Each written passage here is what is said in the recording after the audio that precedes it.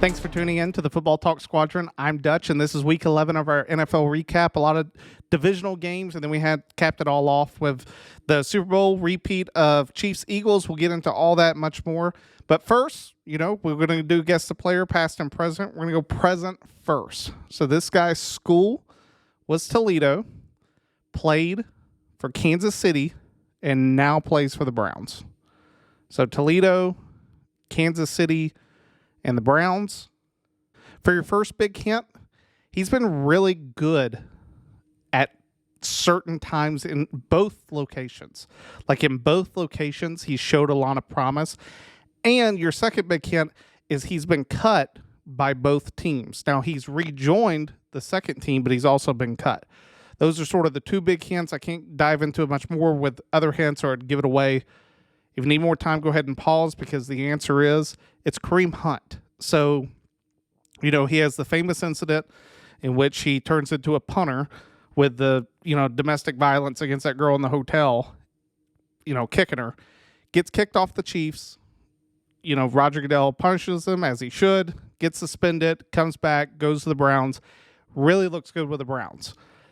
While he's on the Browns, they get Nick Chubb. And it's this dynamic 1-2 punch. Hunt hasn't had, a great amount of years, especially here recently, and Chubb's really good, so he's been dominating the carries. When Chubb went down, what do?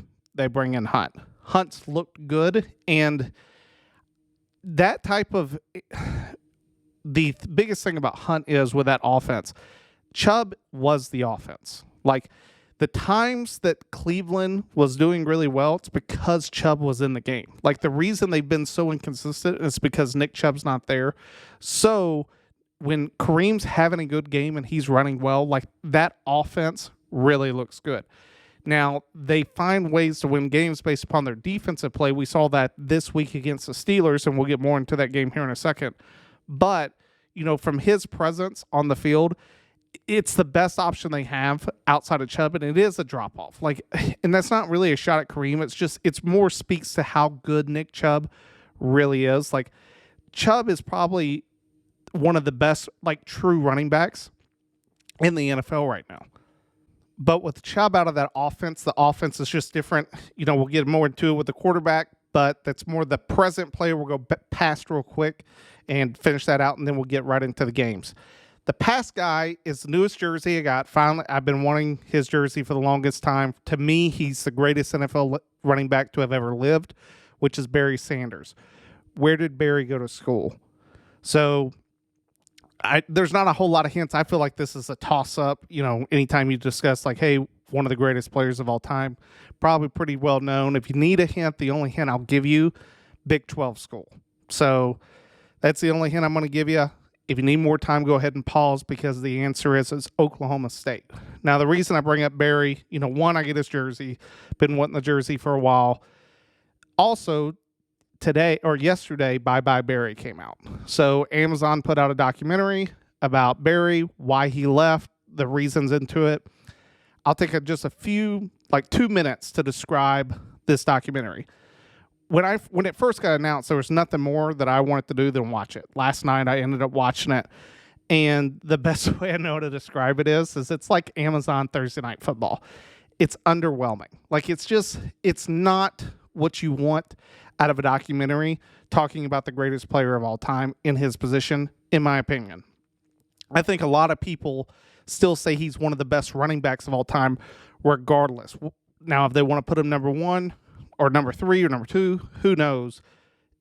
There's no doubt that he was the best running back in the NFL the time that he was in. And he left early. And the whole documentary had been built around why did Barry leave? From my perspective, the documentary, it really lacks a lot of substance. They sort of gloss over things and they go back and forth into the future and to the past. They really do a bad job of mentioning some finer details. Like one of the bigger ones is that when he was at Oklahoma State, who was he backup to? It was Thurman Thomas. Like Thurman Thomas was the guy in front of him, and then immediately followed up with Barry Sanders. Barry Sanders wins the Heisman. It just sort of gets glossed over that they were like, hey, Barry didn't have a whole lot of touches, going into his junior year. He really hadn't shown who he was. Well, yeah, it's because Thurman Thomas was sitting there as the starter. And that's not a shot at Barry. That's more just like, that's how amazing that running back room was at Oklahoma State. And not a lot of people know that. So they don't even mention, the only time that they even mention it is they say Thomas's name, but not his whole name. They just say, hey, Thomas, Thurman. And it's just like, they completely avoid like the whole bringing it up. And it's not substantial, especially when it gets to the Lions and the moves that they made. They sort of get into it with like the offensive line and Spielman and a few other guys, but they really like leave it out. And then I thought the thing that really made me mad is in 2023, when he's honored by the Lions, it's him and his old head football coach for the Lions on the sideline. And that coach is telling him at the time about how, hey, I went out and tried to go get Joe Montana when he was leaving the Niners. And they're like, oh, he's too old. Like, that was the story that you really wanted to know. Like, you wanted to know more about what happened in the top of that organization that made it where the greatest player to, A, ever play for the Lions, and B, possibly the NFL in his position, got so frustrated that he left.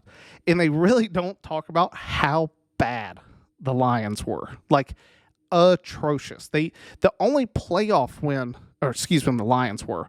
It's easy to confuse the two. But from the Lions' perspective, like when you take a look at how bad that organization's been outside of Barry, like since Barry, showed up, the Lions have one playoff win to their name in Super Bowl history.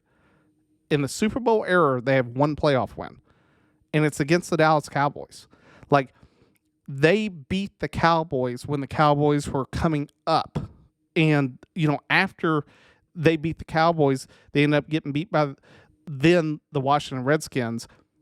Don't meet the Cowboys again. They sort of talk about it like, hey, they thought it was going to be this new rivalry, like the Lions versus the Cowboys. That's who the NFC was going to be. The Cowboys go on to have tremendous success in the 90s, while the Lions continue to just get lower and lower from that point forward. They have really good moments. They talk about, his 2,000-yard season. Some of the stuff is really cool. I will give them that. Like, they talk about, and you really get an insight. And if anything that the documentary, I think, does well, is it really shows the demeanor of Barry Sanders. Like, he is not a diva in the least. Like, I would argue that he is just like one of the more quiet NFL players you'll ever meet. He's just a family guy. Like, he loved playing football, and when the game was over, he was not there. Like, he went home. Like, he went to his family, went and visited his parents. Like, he was not that guy that you were going to see out in public, like showboating. That was not Barry Sanders. And that makes sense once you start to like go through, especially in the documentary, they ask him like, hey, what did you do with your shoes? The ones that you broke 2,000 yards in. And he's like, did I give them to a teammate? And one of the teammates sure enough has them. Now he gets reunited with his shoes at the end of the episode, and that's really cool. But from that standpoint, like there's just so much in the series that you just sort of gloss over and you go, man, like half of this stuff I didn't, A, need to know, or B, the person telling it. Like, they got Eminem, they got Jermaine Hill, they have a few, like, some Hollywood actors. You're wanting more of, like, the NFL guys. Like, a football life, Barry Sanders, like, completely dominates this documentary. It lacks substance. And the best way to describe it is it's just like a Thursday night prime game. Like, it's just something that you're going to watch, but at the end of the day, like, when you finish watching it, you're like, I'm not mad that I watched it, but at the same time, it was sort of a waste of my time. It just wasn't as good as it could have been. So that's how we'll wrap up that. But now getting right into the game. So from the games, wanted to go straight into the Thursday night game. You got the Bengals and the Ravens. So A lot's going to be made over Joe Burrow's hand injury. How does that go forward? This is a stat that I want to bring out about Burrow and the Bengals and how bad it's gotten. So Burrow, I want you to compare him to how bad that offensive line is to how bad Andrew Luck's offensive line was. Luck retired from the NFL. Why? Sort of like Barry. Barry wasn't because he was getting hurt like Luck was. Barry just had a terrible team.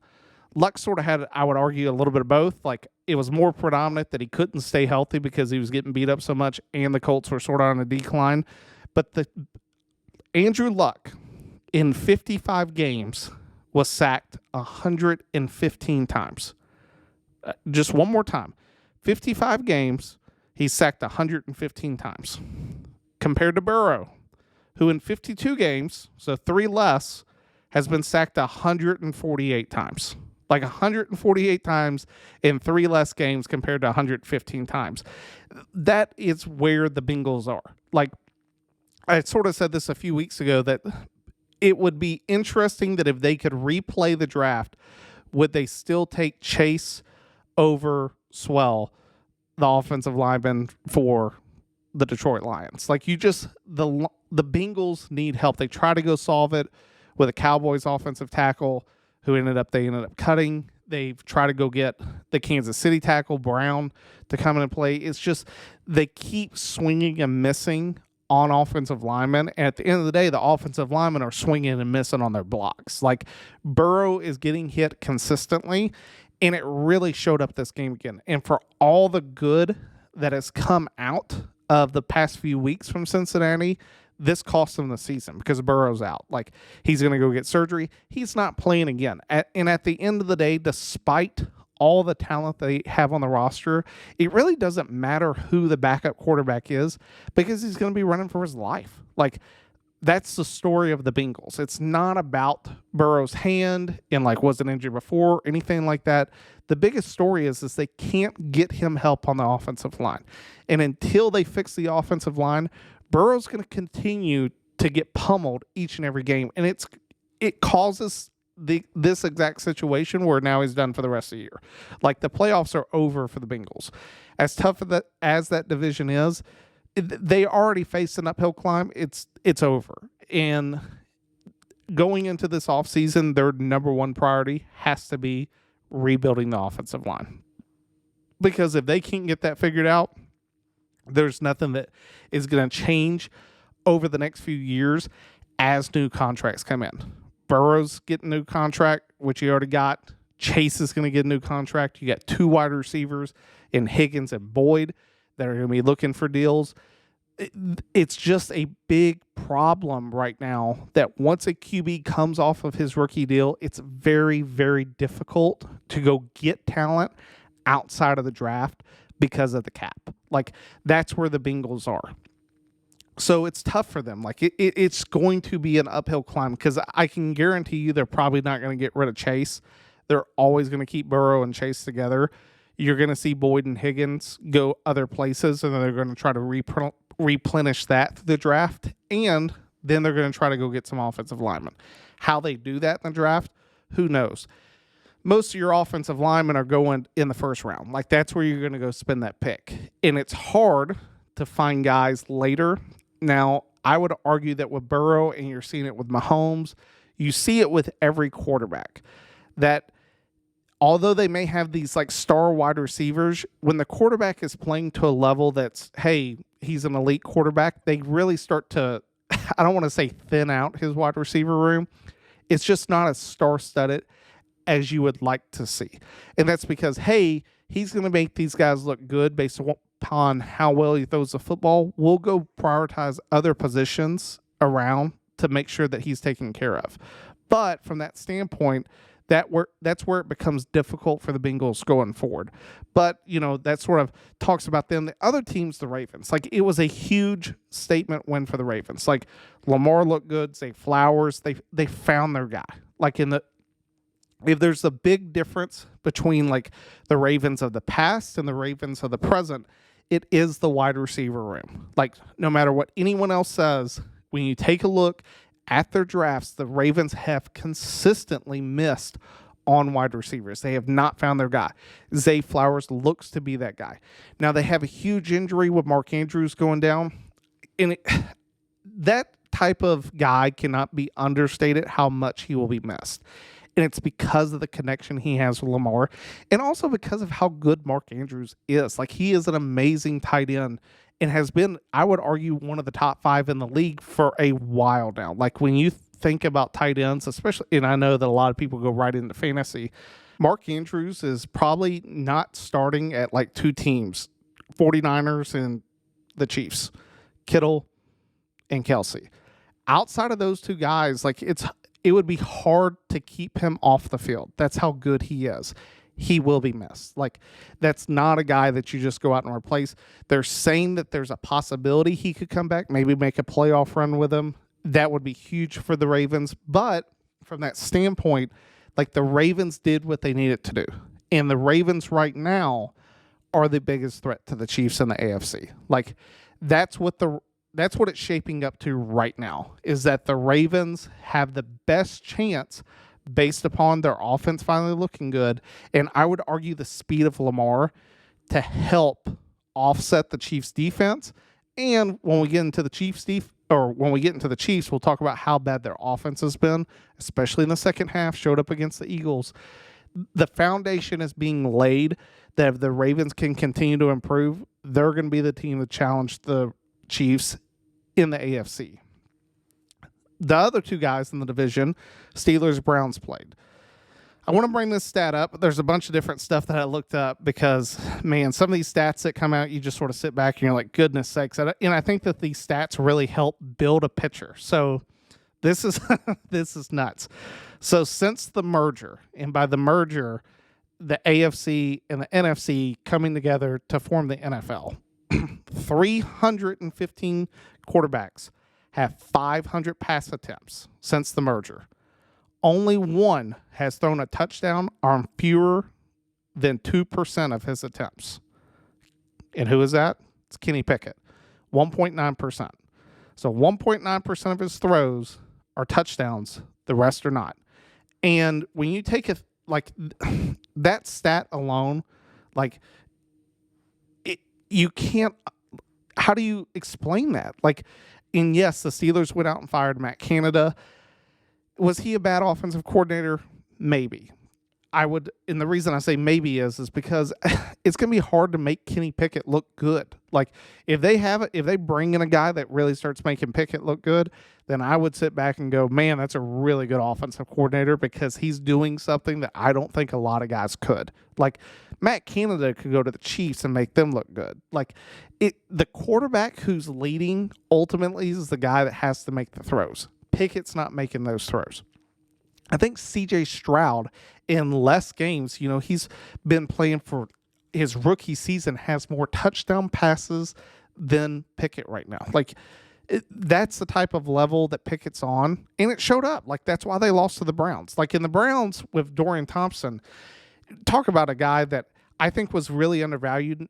Now that you sit back and you see him, people are like, hey, who is this guy? Like, the UCLA quarterback that played last year, he had some really big moments at UCLA where you're like, hey, man, this kid looks good. Like, he just needed an opportunity and got it with the Browns. Like, it wasn't I don't want to say a Will Levis first start. Now we see where Levis has gone, and we'll get to that here in a second. But in terms of, he did what he needed to do for them to win the game. And that's what matters. Like, I can't understate that enough, that when it's a super close game, and you have a rookie in there on the big stage and he makes the plays in order to be able to drive them down and win, like, that's what you need. On the opposite side of the football, I said this last week, Myles Garrett is right now, should be the front runner in the NFL MVP race. Like, no one is playing as consistent as him. And it's become a quarterback award, and not to take shots at Jalen or Mahomes. Like, both of those guys are amazing. Like, they're amazing quarterbacks. No one's going to argue that. And I'm not saying that, like, it's not trying to take anything away from them. It's more, that Mahomes and Hurts have played better in their careers than they're playing right now. Like, that's clear. Like, you take a look at the Eagles last year compared to the Eagles this year, Jalen's not having as dominant of a year. Same thing could be said of Mahomes. Garrett, on the other hand, is doing something that he's always been good, but he's taken it to another level this year. Like, if anyone deserves, especially on the defensive side of the ball, which it should be honored that when you have a guy on the defensive side of the ball that's playing as well as Garrett's playing right now, like, he should be the front runner for NFL MVP.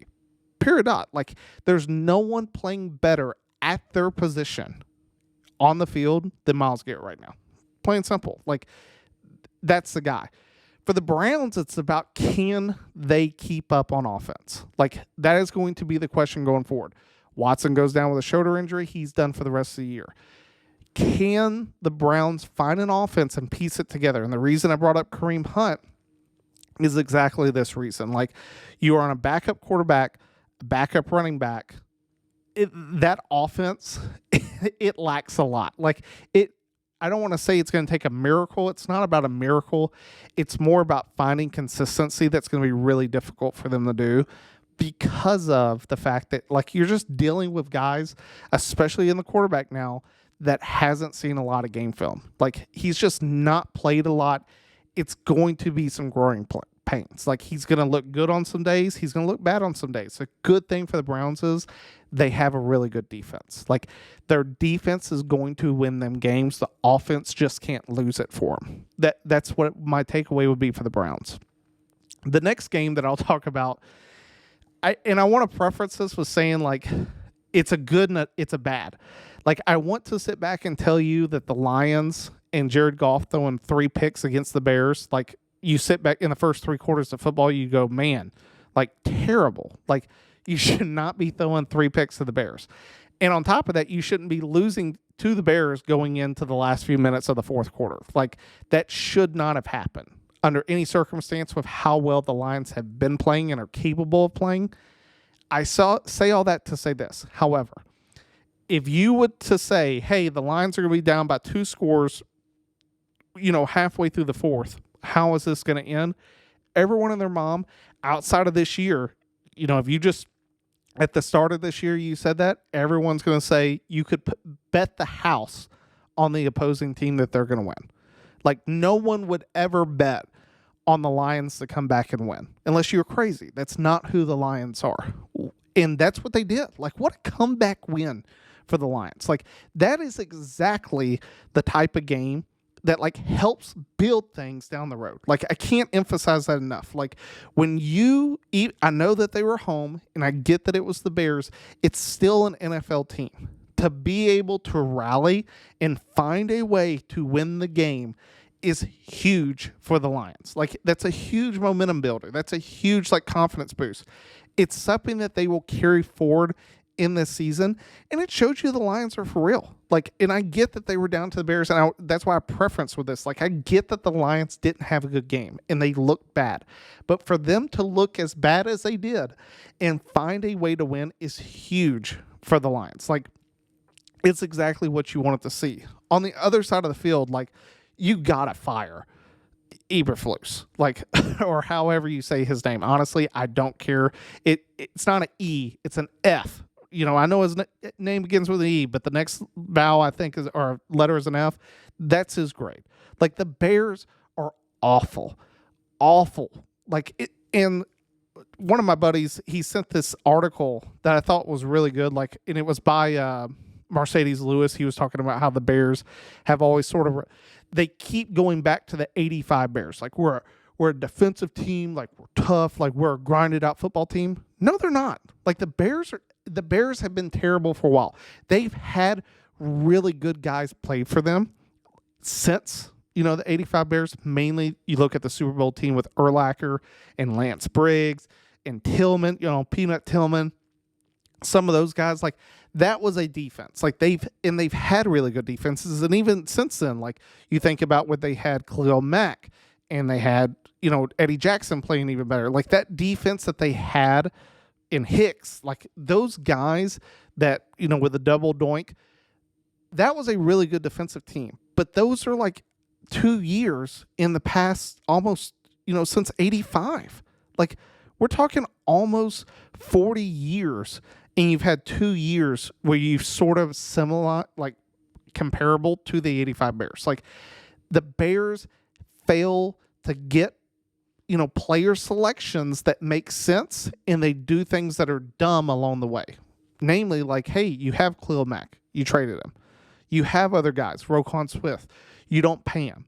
Like, and it's not about the fact that maybe Roquan wasn't worth all that money, but at the same time, he was better money spent for that position than what you have now. Like, the Bears could have had guys and continue to build around those guys to help them out, but you didn't. And then you go through coaching change after coaching change, quarterback change after quarterback change. The Bears are a mess. Like, that's the best way to say it. Like, they fail to make basic decisions in the administration that help them win.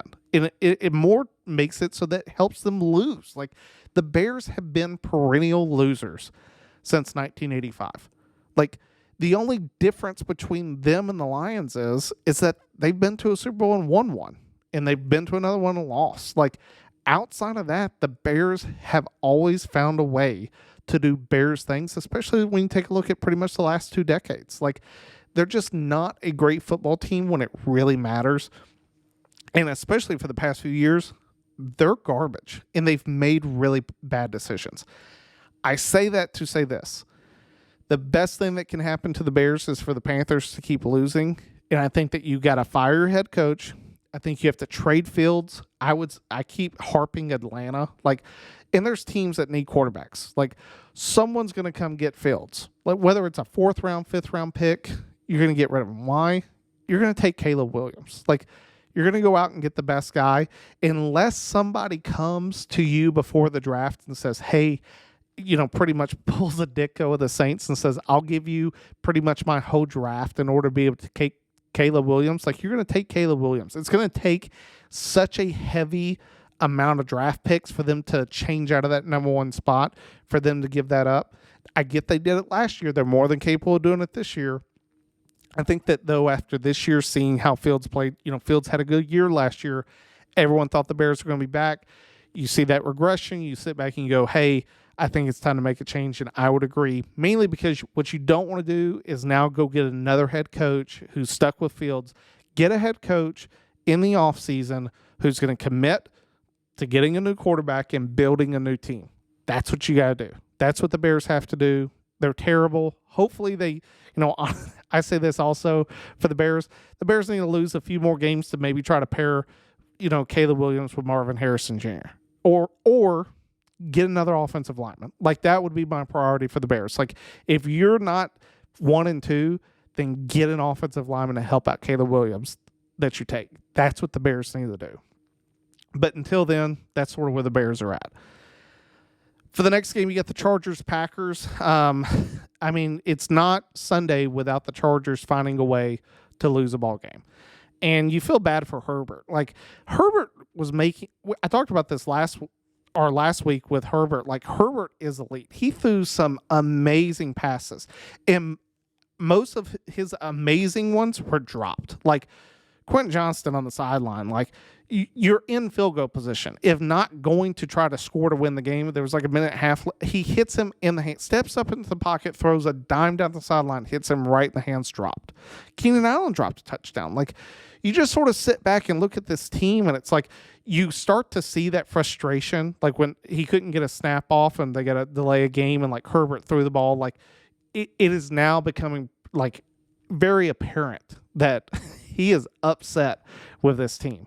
And God, Rex Ryan just roasted Stanley on their head coach on ESPN. He said that he needs to go back to Division III because he's not a defensive coordinator. Like, the Chargers have been getting roasted on defense. And when you think about that defense on paper, I get that Bosa leaves the game. They still have Khalil Mack. They have Derwin James. They have guys on that roster that have failed to live up to the potential, like in terms of what that defense should be on paper compared to what you get on the field. That's coaching. Like, and I know me and Maul have both talked about it. Like, you have coaches that come in and it's immediate change. Like, hey, this guy immediately made this team better. When you take a look at when the Chargers fired their last coach and went to this one, nothing changed. It's the same old Chargers. They find ways to lose games.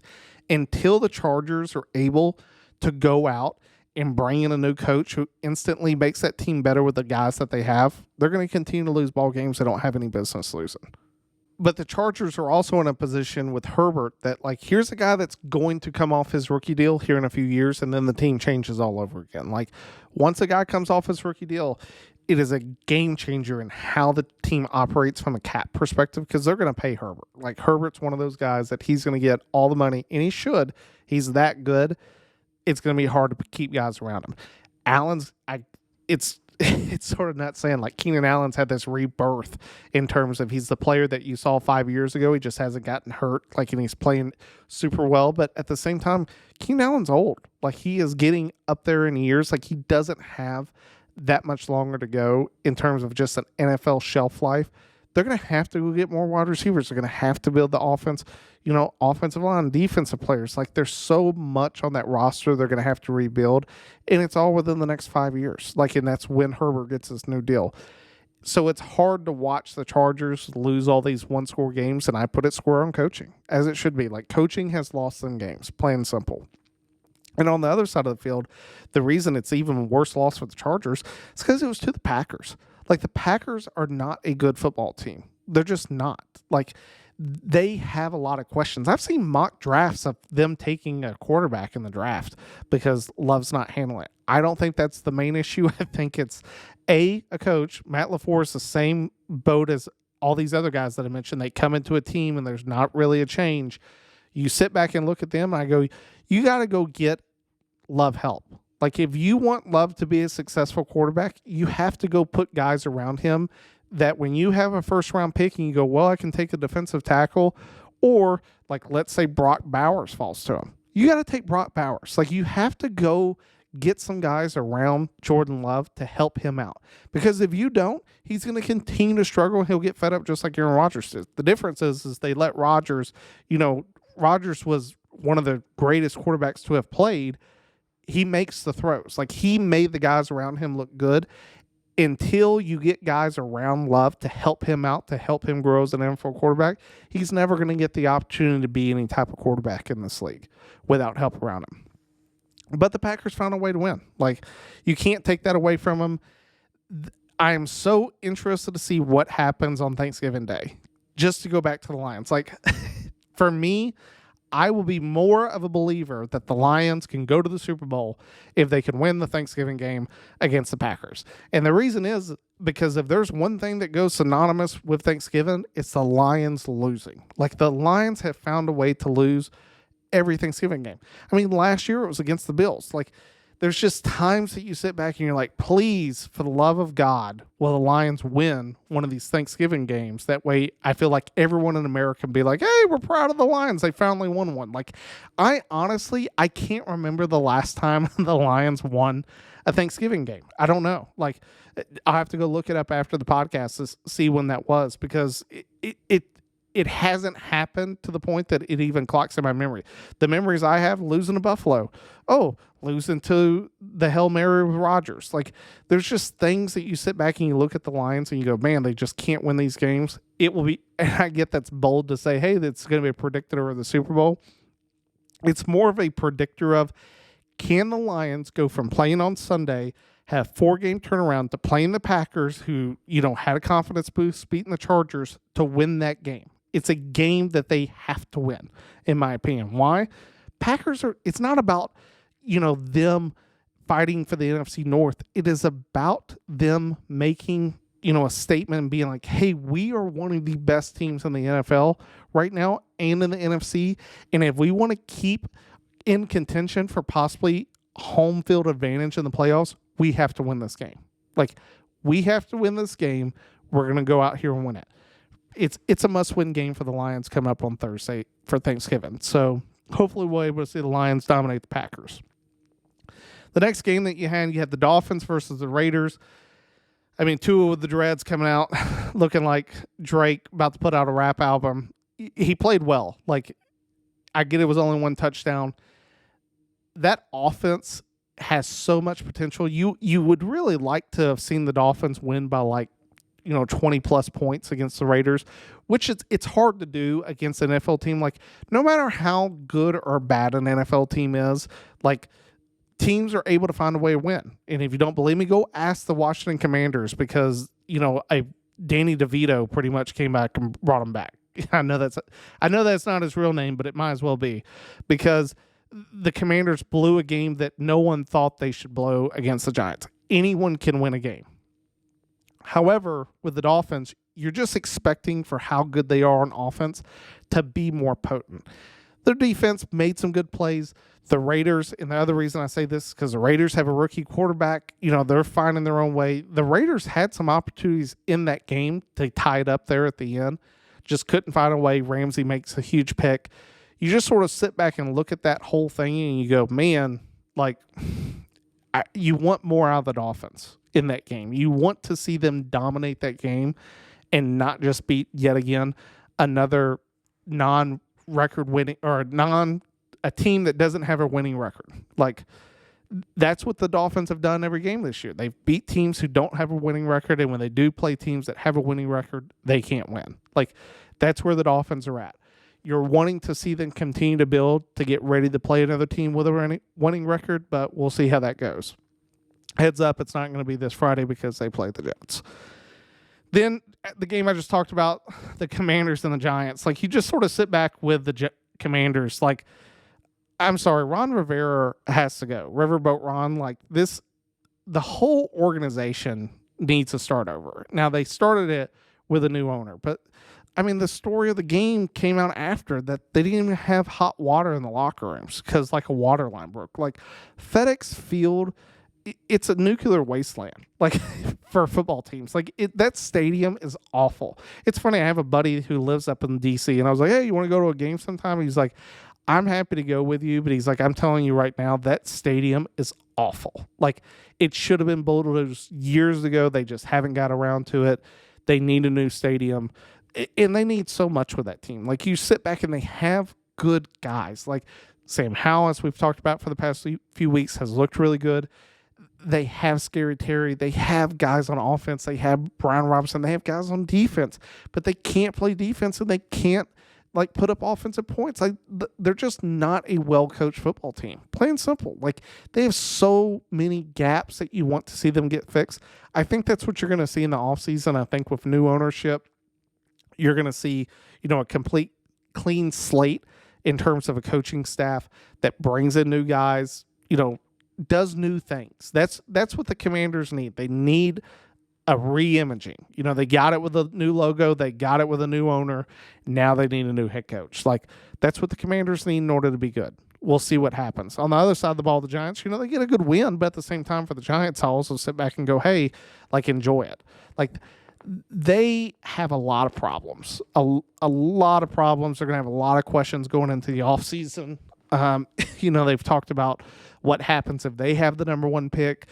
Do you take Caleb Williams? What do you do with Daniel Jones? And I think the question of, regardless of where they go in next year's draft, it's what do you do with Daniel Jones? Like, you got a guy coming off an injury that you paid all this money to. You got Saquon Barkley, who's now going to be coming off his one-year deal.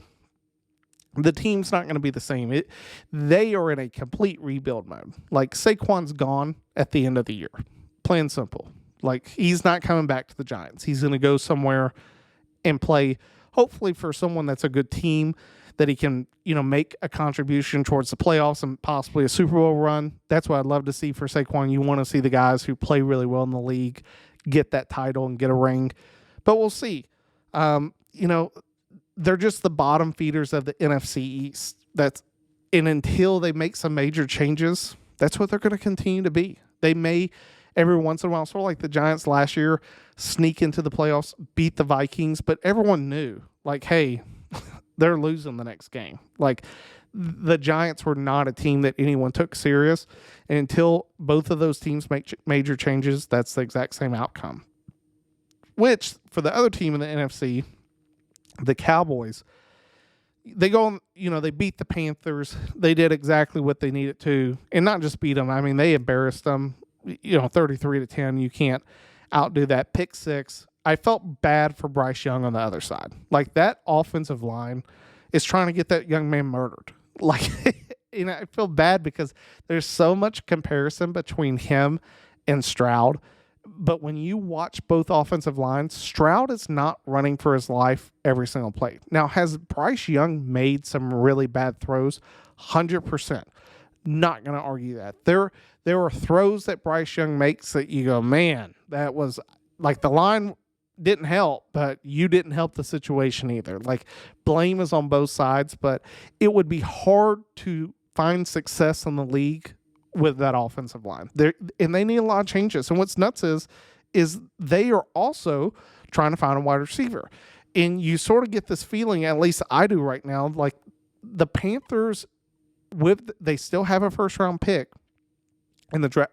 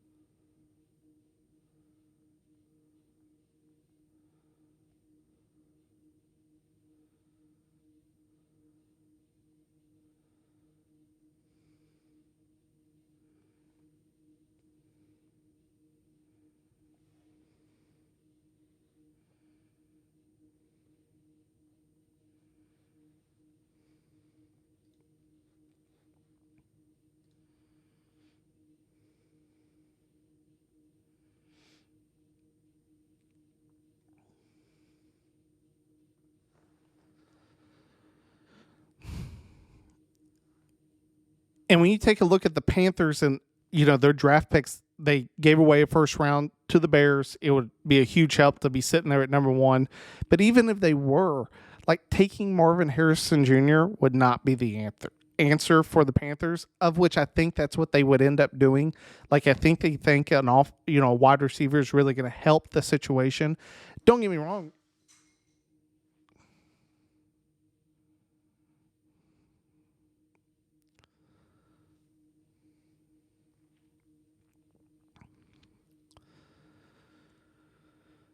For the Panthers, when you look at their draft and like what's going to happen going forward, they lost their number 1 pick to the Bears. Like, that's who they gave up, what they gave up in order to go get Bryce Young. But from the standpoint of, like, even if they had the number 1 overall pick in this upcoming draft, the idea of them taking Marvin Harrison Jr. doesn't sit well with me. And that's not a shot at Harrison Jr. It's just the fact that even if you were to put the best wide receivers in the league on that roster, he's still not going to have the time to throw. Does it help him in terms of still making some throws and getting guys open? 100%.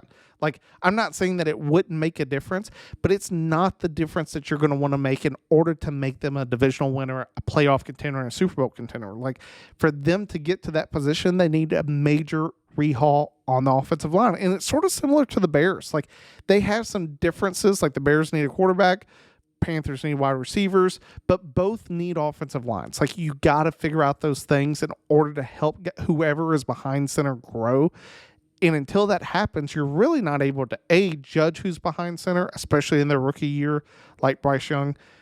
He needs help. And until they get that, they're in a tough position. But for the Cowboys, you sit back and look at them. They did push the Eagles to the brink the last time they played them. They're going to have a chance. I don't think they're going to win the division. I think the Eagles are going to lock that up. They're finding ways to win games. But at the same time, the Cowboys, they're going to have to beat someone, and it's probably going to be the Niners in the playoffs. And that's the last team that the Cowboys want to play. Talked about it time and time again. The 49ers have just been Cowboy killers for the past few years. And until that changes in that order happens, I don't see that happening. The Cowboys are going to have to go through either Eagles or the Niners one way or another. And the other team that the Cowboys may honestly have to go through is the team we mentioned earlier, last playoff win for the Lions. It's the Cowboys. Like, it is wholly possible that the Lions can beat the Cowboys this year. Plain and simple. Like, the Lions have a good offense, like, and they have a good defense. Like, Dak Prescott does Dak Prescott things. He's played better. I will give him credit for it. He's looked good the past few weeks, but there is always that potential there. The Cowboys are still just a second tier in the NFC right now when you compare them, especially to the elites of the Niners and the Eagles. The next game that we'll talk about, you got Jacksonville and the Titans. Like, I heard someone say that, like, he was going to write off the Jags if they didn't just absolutely wallop the Titans, and sure enough, they did. The thing that highlighted the Titans' victory to me was on their Instagram. I was watching just some videos of it, and they were posting the touchdowns. Like, they never mentioned the score, but it was like, hey, here's the D-Hop catch, and oh, here's the Simmons catch, which the Simmons catch to me, like, I'm happy for him. Like, I'm happy for the guy to get a touchdown. But at the same time, it was like, that was the Titans trying to put a bow on a pig. Like, that game was awful, and it was already over. Like, it's what you did at the end of the game just to make you feel better about yourself after just getting the floor swept for you that entire game. Like, the Jags are not the same Jags from the last year, but they sure looked it in this game, and it was because they played the Titans. Now, I also sit back and I had mentioned Will Levis earlier. He has that huge coming out party, looks amazing, throws 4 touchdowns, has this huge, like, oh man, maybe we found our guy, and now they're right back to where they started. That you're sitting back, and you're like, dude, this dude has played awful. Like, his QBR is in the trash, which I get that QBR's not the end all be all, but when you watch them play, like, can he make some throws? Yes. He's just a rookie Tannehill. Like, they have the same guy. They've never had a guy outside of McNair that was truly great. Like, and I don't even want to say that McNair was an elite talent, but McNair was that guy that could win them games. Like, McNair was someone that you could count on.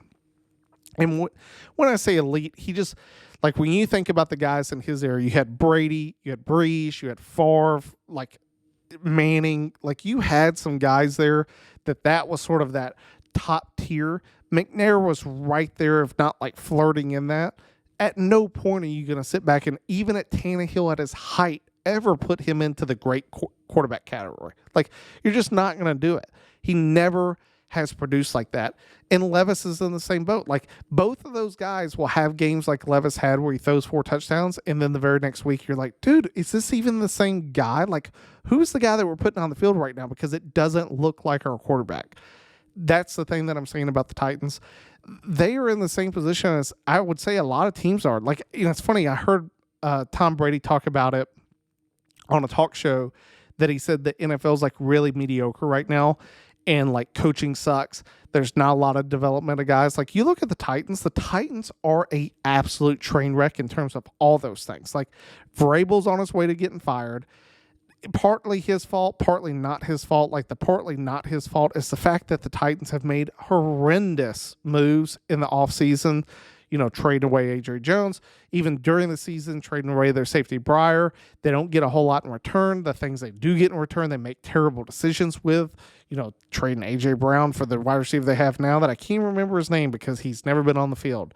Like, those, Traylon Burks, those are the guys that you sit back and you just go, man, like, the Titans can't make good decisions. And then you look at, like, this year, they're going to lose Henry. Like, Henry's a free agent at the end of the year. Guarantee you he's not re-signing with the Titans. Like, and I don't even think the Titans are ballsy enough to franchise tag him. Why? Because it doesn't help the Titans. Like, the Titans need Henry to go on and free up some cap space, and I hope Henry goes to a good team. Like, ultimately where I see him going is to the Eagles. Like, that's what I see.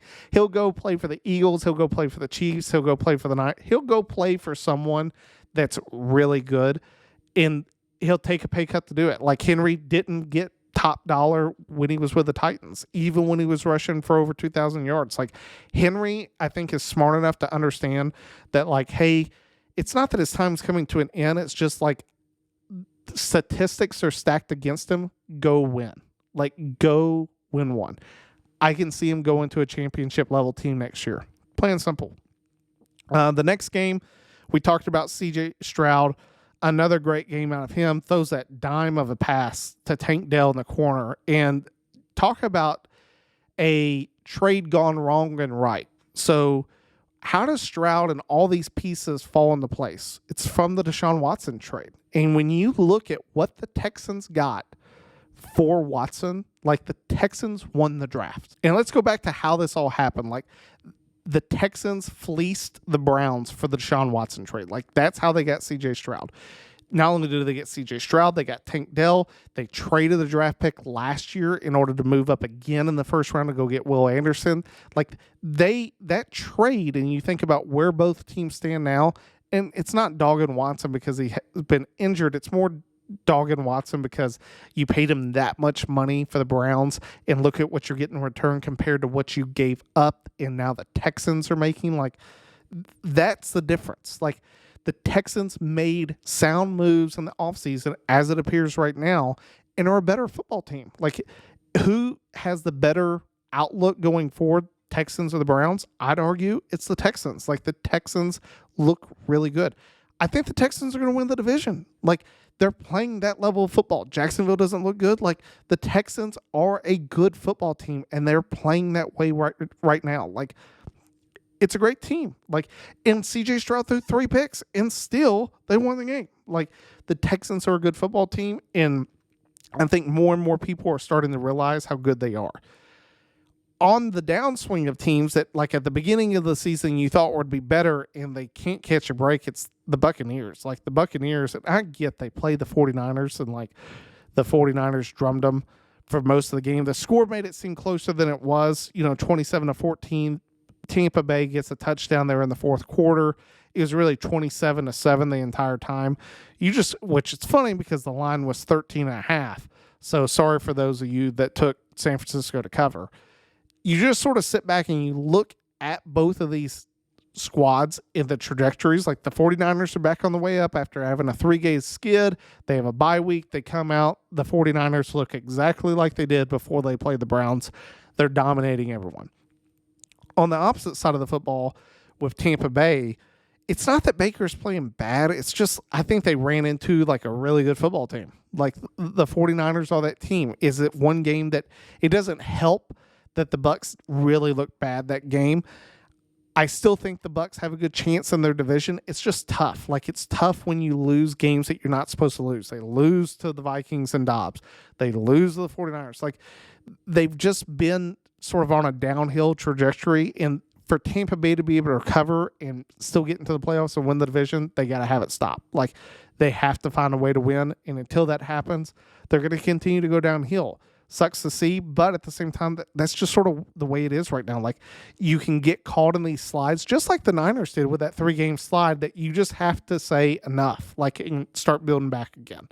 Lucky for the Niners, they've started to build back. They look like they're going to be the team to beat. Talking in just a quick transverse of skids, both of these teams, huge skids, except the Bills found a way to stop it against the Jets. Like, God, it's about time. Like, that's the only thing I will say about Salo, that I just sort of sit back and I go, man, for as good as you are of a coach, like, why did it take this long to bench Zach Wilson? And the only thing that I can sit back and think of is, well, he had a good game against the Eagles, and that's the only Eagles loss, which is blowing my mind. Like, and that should blow everyone's mind. Like, anytime you watch the Jets play and you go, oh, that's the same team that beat the Eagles, like, you should sort of sit back and be like, what? Huh?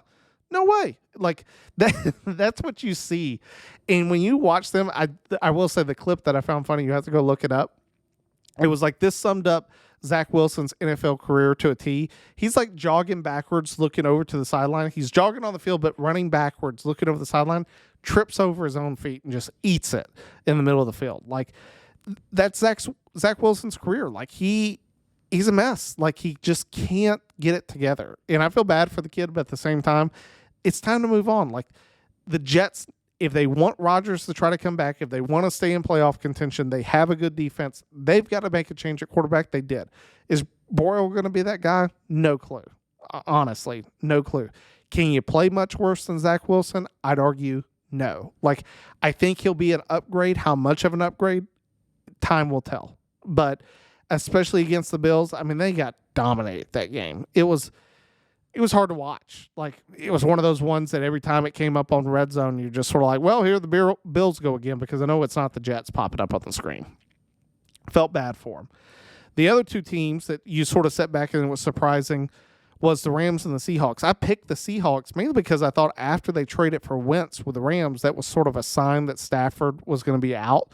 Stafford comes in, leads them back. Like, and that sort of shows the Rams. Like, the Rams with Stafford are still a good football team. Like, they can beat you. Like, the Rams have the ability to sort of beat anyone any given day. They have pieces on both sides of the ball with Stafford and Donald that they're competitive. Like, they will find a way to beat you if you let them. On the opposite side with the Seahawks, like, it's just, I get Geno gets hurt. You go to a backup. It doesn't really change the outcome. Geno comes in at the end. They miss a field goal there at the end that should have won it for them. It's woulda, coulda, shoulda with the Seahawks, and that's sort of been the mantra all year. Like, the Seahawks have games that you sort of sit back and go, hey, Seahawks look good. The Lions went and beat the Chiefs, and who did they play the next week? They played Seahawks, and the Seahawks win. Like, you just sort of go back and forth on this team. You're like, who are you? Like, in half the time when they lost, it's not because they really got dominated. It's just because they just didn't play well. It's all these, they have so many missed opportunities that you just sort of sit back and you go, guys, like, you should be so much better than this, but you're just not. You're not putting it together consistently on the field. And I know Maul said it earlier in this, a few weeks ago, like, the NFL's just super inconsistent right now, especially, and I would argue with just about every team. We'll get to it here with the Monday night game in just a minute, but with the perennial powerhouses right now. But from the standpoint of just like every team, especially the Seahawks, like, the Seahawks have just been mediocre at best this year. They don't look like a playoff team. They don't, and they're not playing like one. I mean, you sit back and you look at them, they're 6-4. The Rams are 4-6. It doesn't take a whole lot to swing the season to where you could easily be in a few weeks, looking at, 6-9. Like, they could easily lose a few more games in a row. You just don't want to see it out of the Seahawks. But at the same time, they're not showing you anything on the offensive side of the football that tells you, hey, the Seahawks are for real this year. You're just not seeing it.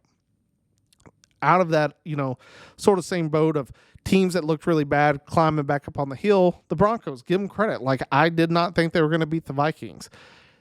The Broncos have found more consistency with their wide receivers. Like, they're making good plays. Sutton showing up, Judy showing up.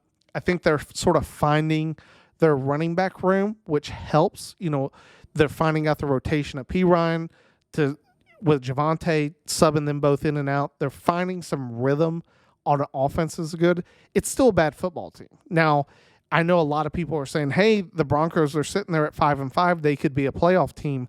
I'd pump the brakes. Like, the only reason the Broncos will be a playoff team is because other teams in the AFC let them be a playoff team. It's not because the Broncos got so good that they are a playoff team. It's that other teams played so bad against the Broncos that they let them be a playoff team. That's just my opinion. It speaks more to the fact that the Broncos are still the Broncos that we know for the first 4 weeks of the season. Like, they're just not a great football team. They don't have a whole lot of pieces. I get that it's still Russell Wilson. You can sit back and make that argument.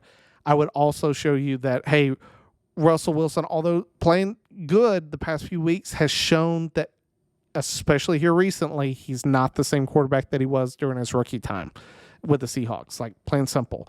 On the opposite side with Dobbs, the Vikings, like, it's going to be a growth. Like, yes, they lost the game. If they had Justin Jefferson, did they lose the game? I don't think so.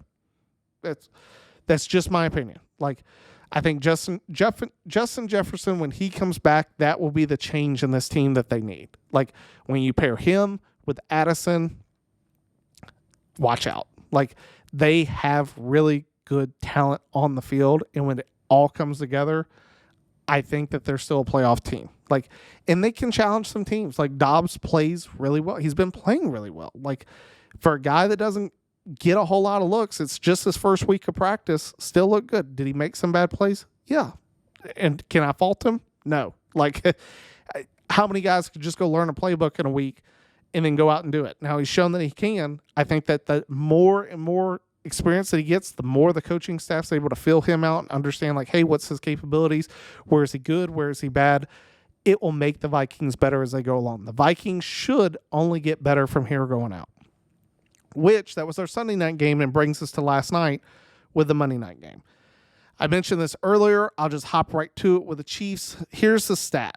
So the Chiefs with their second half offense. So the Chiefs haven't scored a second half touchdown since October 22nd.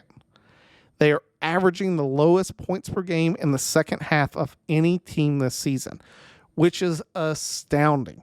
And I said it for a few weeks now. The biggest reason for this is they do not have wide receivers. And it showed up again this game, like MVS dropping the touchdown. Like, you can't throw the ball any better if you're Mahomes. Like, you put it right in his hands. Right, it was not a difficult catch. That is a bona fide walk-off game winner, most likely, based upon how well the Chiefs defense was playing and how poor the Eagles offense sort of played that game. That was the win. Like, the Chiefs had it, blew it. And then I thought the funniest part was there were some tweets like Mahomes after the game, like, throws up into a fan. He drops it. Like, he could not find anyone in that stadium to catch. Like, Tony's got brick for hands. And I think the more revealing thing about that offense, when you get down to it, of how little they trust their wide receivers, most of their offensive sets are with three tight ends. Like, they've got Gray, they've got Kelsey, and some other guy that his name's dawning on me right now. But from that standpoint, like, the Chiefs don't have wide receivers that it's like anytime you're putting three tight ends out on the field and you're running a pass play on it, I sort of sit back and go, man, you just don't have wide receivers that you really trust to get out there and get open. And guys haven't shown that. Like, Tony's best plays come when they hand it off to him. Like, he's just not trusted in the open to make these plays and catch the ball consistently. And even guys that you set back that have been staples, like, and it's going to happen. Kelsey, has a fumble there in the red zone. Huge, costly mistake for the Chiefs. It probably wins them the game if they're able to put it in the end zone there. But from that standpoint, like, there's just not those guys on the team to offset those, like, once in a while bad plays from Kelsey and Mahomes. Like, they don't have the other guys on the roster surrounding them to really help put them over the top. And I know that guys last year are going to say, hey, it's pretty much the same team from last year. Yeah, but, like, Juju is better than any wide receiver they have on the roster right now. Like, plain and simple. Like, there's a reason they let Mecole Hardman go. Like, it's not that he wasn't good. It's just that he wasn't, like, as good as everyone else on the roster. They thought that they didn't need him. Now they bring him back, which I sort of think says a lot. Like, here's a guy that you let go that you're like, hey, we don't need you. See ya. And they ended up trading to bring him back because they're like, well, we couldn't find the guys that we did bring in are terrible. Like, and we know that you're better than these guys. That's a big statement. That's a big statement for this offense. And they're playing super inconsistent. That being said, though, they're still probably the biggest threat out of the AFC. Like, it's still Mahomes and Kelsey. And the defense looked good. Like, I also want to offset that with saying, I've talked a lot about, like, the problems in Philly and sort of offensive coordinator and such. I will tell you, after watching that game, the Eagles' offensive line is not dominating like they were last year. Like, and I'm not sure what the issue is. It's not Kelsey. It may be, a tackle or guard. But every play, like, they were getting beat, flat out beat. Now, Kelsey missed a good block. Like, Gabe ran right up, through the A gap that Kelsey's there down blocking on a guard, but it's clearly his guy, makes a play. Like, you saw that consistently throughout the game, that the second the Eagles can fine tune that offensive line and get them back, the Eagles are the favorite out of the NFC. Like, they have enough talent. Think about it. A.J. Brown, like, through the first half had one catch. Like, you sort of sit back and you look at that game and you go, hey, based upon the stars that we have and how they played, like, where do you think that we are on as a team?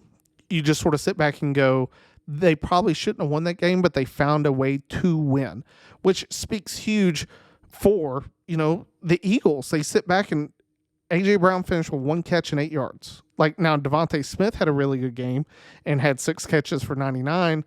They have talent on the field to be able to offset, when one guy isn't playing well, another guy is able to come and pick that up, of which the Chiefs don't have. Like, the Chiefs don't have that type of production out of the wide receivers that the Eagles do.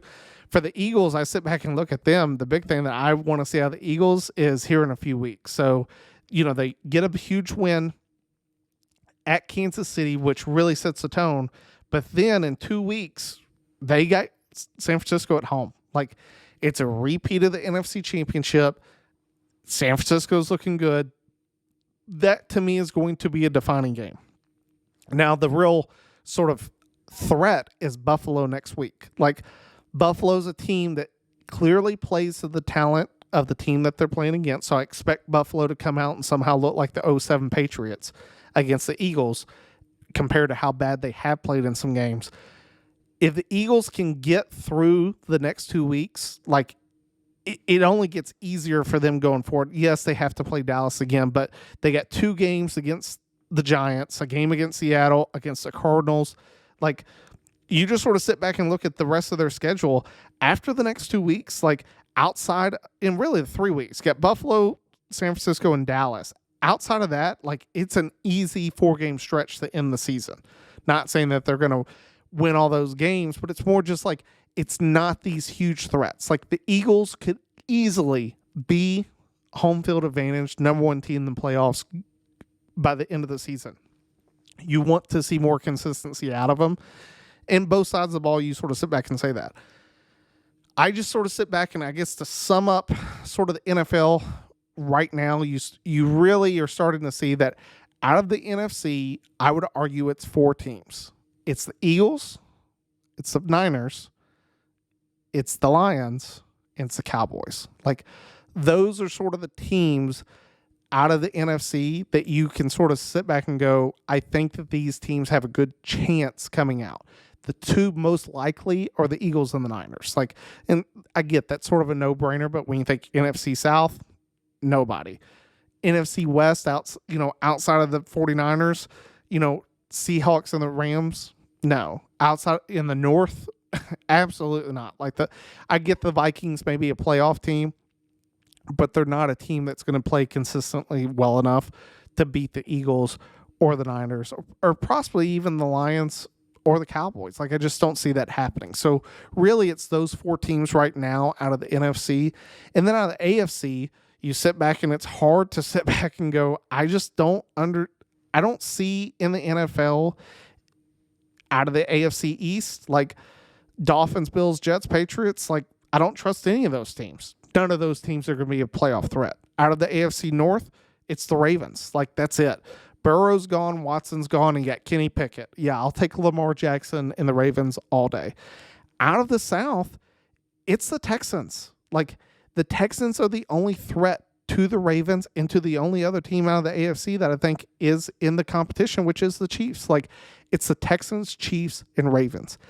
All the Texans have to do is just win, like, beat the Chiefs. Like, if they can somehow play the Chiefs and beat them and make it so that they're sitting there playing the Ravens, I give the Texans a fair shake, and I give them the same if the opposite's true. Like, if they somehow find a way to beat the Ravens and then go play the Chiefs, watch out. Like, it's a team, I don't want to say, like, they will play fearless. They have nothing to lose. Like, everyone would expect them to lose that game. Rookie quarterback, rookie NFL head coach, brand new team that sort of just surprised everybody getting into the playoffs. They don't have the pressure to win like Kansas City would or like Baltimore would. Like, those 2 franchises, it is an expectation that they're going to win those games. The Texans are going to play free. Like, and right now, those are the teams. Like, those 7 teams are really the only teams, in my opinion, out of both the AFC and NFC that have a good chance for a Super Bowl this year. Everyone else is sort of just noise. And until that gets proven otherwise, like, that's just sort of where we are. That does wrap up our NFL episode. Before I go, I do want to point out something. If you haven't noticed, we do get a new sign made out of wood. One of my good buddies, Call Sign Creations, want to shout them out. I'll throw up a thing on my Instagram about them. They did a great job with the sign. If you're looking for something to be made, I trust this. Anything that you need made, like this guy has the ability to do. Like if you're wanting a logo for your podcast business, whatever, reach out to this guy, or even the house. Like this guy, anything he does, it's to perfection. It's amazing. Huge shout out to them. I'll throw the website and link up on the Instagram post, but really wanted to shout them out. And also just thank you for tuning in. Go to our TikTok and Instagram in order to follow us all the daily posts. And then for our podcasts and other media channels, go to our website, footballtalksquadron.com. Thanks for tuning in. We'll see you next week. Time to pull chalks. See you next time.